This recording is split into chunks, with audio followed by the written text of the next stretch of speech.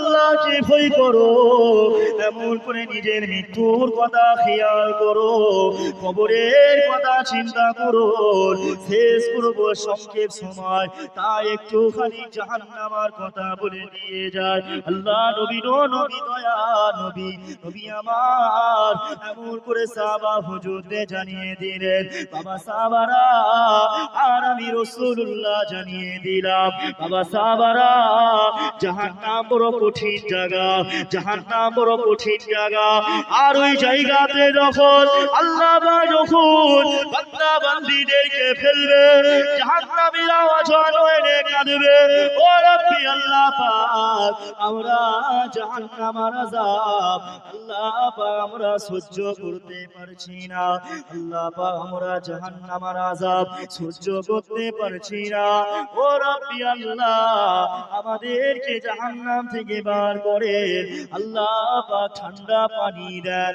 আমার আল্লাহ পাক ঠান্ডা পানির পরিবর্তে আল্লাহ পাক গরম পানি দেবে, যে পানিটা খেলে পরে বান্দাদের শরীরটা আবার গলে যাবে। এমন করে বান্দা বান্দির শাস্তি চলবে, আল্লাহ পাক আবার বান্দা বান্দিরা জাহান্নামীরা কাঁদবে, আল্লাহ পাক ঠান্ডা পানি দেন।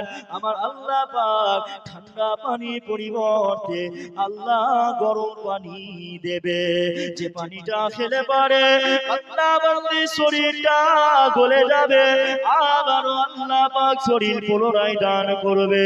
এমন করে বান্দা শাস্তি চলতে থাকবে।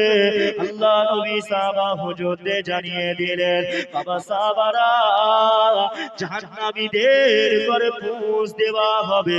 লাউ আন্না দালওয়ান মিনাল গাসাকি ইহরাকু আলা দুনিয়া লানাতান আলা দুনিয়া, জাহান্নামীদের ঘরে যেই পৌঁছটা খাওয়ানো হবে, ওই পৌঁছটা যদি দুনিয়া জমিনে এক বালতি ফেলে দেওয়া হয়, তাহলে সারা পৃথিবীর মানুষ ওই পৌঁছের গন্ধ পেয়ে যাবে।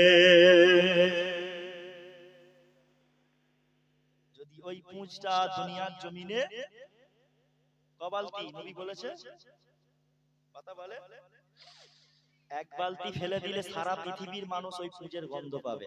কে কে পৌঁছ খেতে চায় একটু হাত তুলবেন, কে কে পৌঁছ খাবে?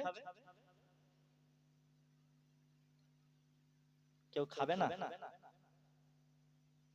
সিয়ারাতে যে লাল সস দেয়, ওই সস গো। পৌঁছ না খেতে হলে কি করতে হবে? নামাজ পড়লে হয়ে যাবে তো? নামাজ, রোজা, হজ, যাকাত, হালাল হারাম সব পেঁচে পেঁচে চলতে হবে। নামাজও পড়বো, সুদও খাবো, নামাজও পড়বো, হারামের টাকায় খাবো, আল্লাহ সব চোখ গুলো করে দেবে।